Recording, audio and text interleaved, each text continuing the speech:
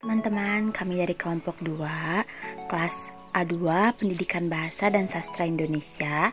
Pada video kali ini kami akan menjelaskan mengenai teks eksposisi. Sebelumnya, kami akan mengenalkan anggota kelompok kami. Saya Dina Amelia Nurhayati dengan NIM 19210135 dari kelas A2 Pendidikan Bahasa dan Sastra Indonesia 2019. Saya Fitria Sulistianggraini dengan NIM 19210140 dari kelas A2 Pendidikan Bahasa dan Sastra Indonesia 2019. Saya Gaby Tesalonika dengan NIM 19210112 dari kelas A2 Pendidikan Bahasa dan Sastra Indonesia 2019. Mungkin teks eksposisi bukan hal yang aneh dan baru didengar oleh teman-teman. Maka dari itu, untuk lebih mengerti dan lebih memahami tentang teks eksposisi, mari kita simak video berikut ini. Selamat menyaksikan. Dikutip dari Wikipedia, eksposisi secara etimologi berasal dari bahasa Latin, yakni exposition, yang artinya membuka atau memulai. Selain itu, menurut KBBI, eksposisi merupakan suatu karangan yang bertujuan untuk menjelaskan maksud dan juga tujuan. Menurut Goris Kerap, teks eksposisi merupakan suatu wacana yang menguraikan objek tertentu untuk memperluas pengetahuan atau pandangan seorang pembaca. Teks eksposisi merupakan suatu teks yang ditujukan untuk menyampaikan informasi dari pengarang kepada pembaca terhadap kejadian atau masalah tertentu. Jadi, dapat disimpulkan bahwa teks eksposisi adalah teks yang berisi informasi dan pengetahuan yang ditulis secara singkat dan padat. Juga disertai pendapat dari penulisnya yang berisi penilaian, dorongan, atau ajakan-ajakan tertentu kepada pembaca. Tujuan teks eksposisi. Secara umum, tujuan dari teks eksposisi adalah menjelaskan dan menyampaikan informasi yang memuat pengetahuan secara rinci dan terstruktur dengan dasar argumentasi yang kuat berdasarkan fakta yang sebenarnya agar menambah wawasan atau pandangan para pembaca. Ciri-ciri teks eksposisi. Yang pertama, berisi informasi dan pengetahuan, menyampaikan informasi atau pengetahuan secara singkat, jelas, padat, dan lugas berbahasa sesuai ejaan atau dapat disebut juga baku. Yang kedua, ada penulisan yang singkat, padat, dan to the point. Yang ketiga, objektif dan tidak memihak. Dan yang terakhir, informasi atau pengetahuan berdasarkan kondisi sebenarnya atau dapat disebut bersifat faktual. Struktur teks eksposisi. Yang pertama, ada pendahuluan atau tesis. Struktur yang pertama ini, pendahuluan atau tesis, yang dapat disebut sebagai gagasan utama. Di bagian ini, penulis menyampaikan inti informasi atau pengetahuan yang akan disampaikan. Tesis adalah pembuka karangan yang berisi sudut pandang penulis terhadap topik bahasan. Tesis ini berisi teori yang dibahas atau sebuah hasil analisis yang nantinya akan diperkuat oleh argumen. Struktur yang kedua ada penjelasan atau argumentasi. Di bagian ini, penulis menjabarkan latar belakang pemilihan gagasan utama berdasarkan fakta yang memperkuatnya. Menurut KBBI, argumentasi adalah alasan untuk memperkuat atau menolak suatu gagasan atau pernyataan yang berdasar referensi yang kredibel. Dan yang terakhir ada penegasan ulang atau simpulan. Struktur ini merupakan struktur penutup pada teks eksposisi. Di bagian ini, penulis menuliskan kembali kesimpulan secara singkat dan jelas. Penegasan ulang adalah bagian akhir yang menjadi simpulan paragraf, serta menegaskan kembali tesis dan argumentasi. Hal itu disebut dengan kesimpulan atau penutup, dan pada bagian ini dapat mengungkapkan kembali pendapat penulis agar lebih jelas.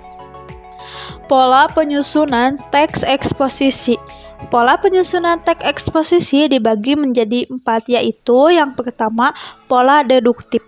Teks eksposisi dengan pola penyusunan deduktif diawali dengan keterangan atau gagasan secara umum di awal teks, kemudian dijelaskan secara khusus di paragraf berikutnya. Yang kedua, pola induktif.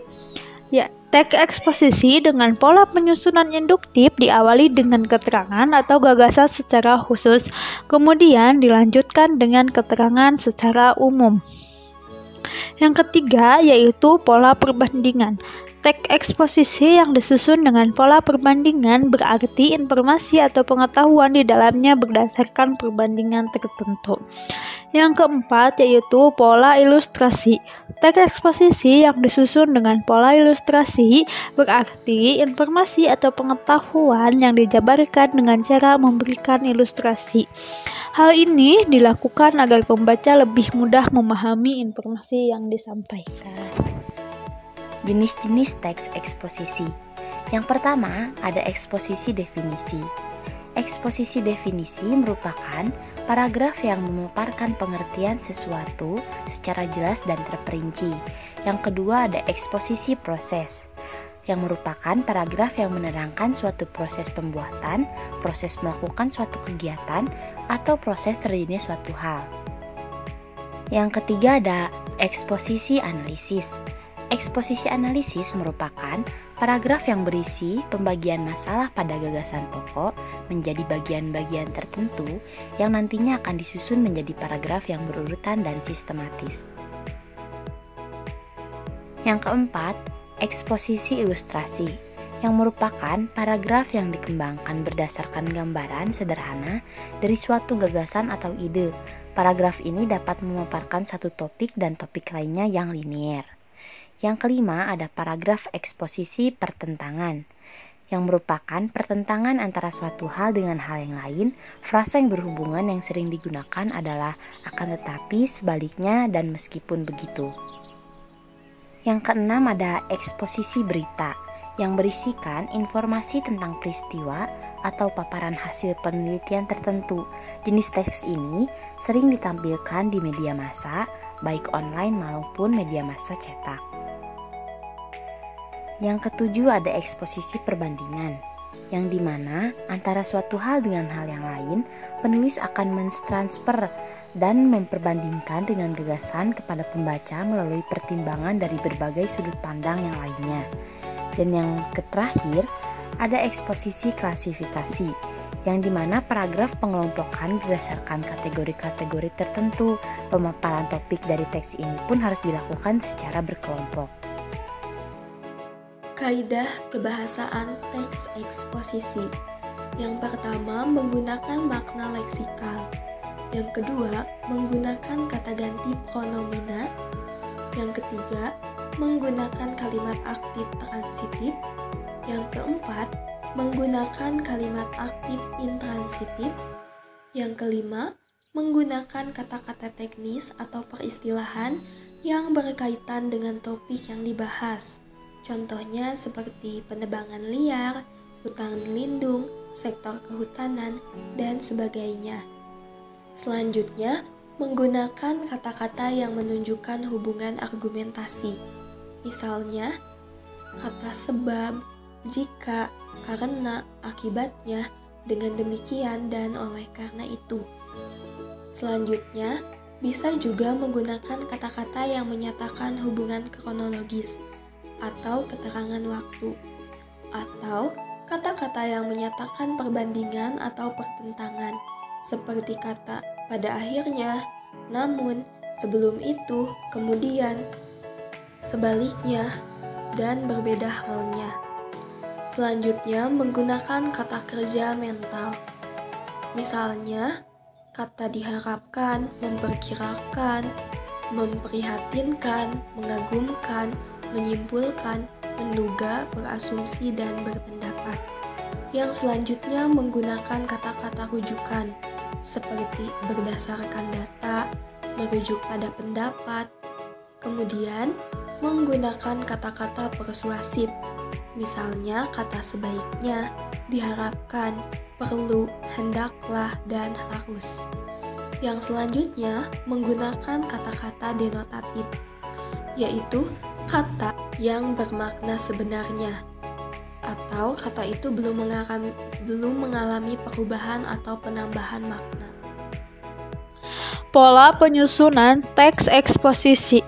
Pola penyusunan teks eksposisi dibagi menjadi 4, yaitu yang pertama, pola deduktif.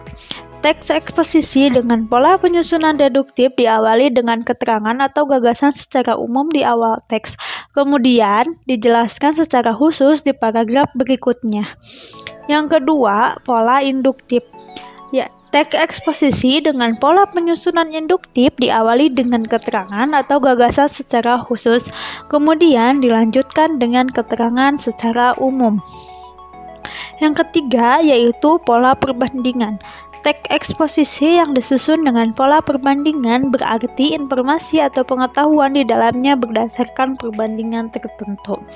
Yang keempat, yaitu pola ilustrasi. Teks eksposisi yang disusun dengan pola ilustrasi berarti informasi atau pengetahuan yang dijabarkan dengan cara memberikan ilustrasi. Hal ini dilakukan agar pembaca lebih mudah memahami informasi yang disampaikan.